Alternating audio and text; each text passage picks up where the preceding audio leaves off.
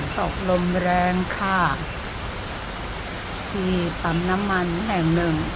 ในเขตอำเภอกุยบุรีจังหวัดประจวบคีรีขันธ์ค่ะดูฝนตกลมแรงนะคะ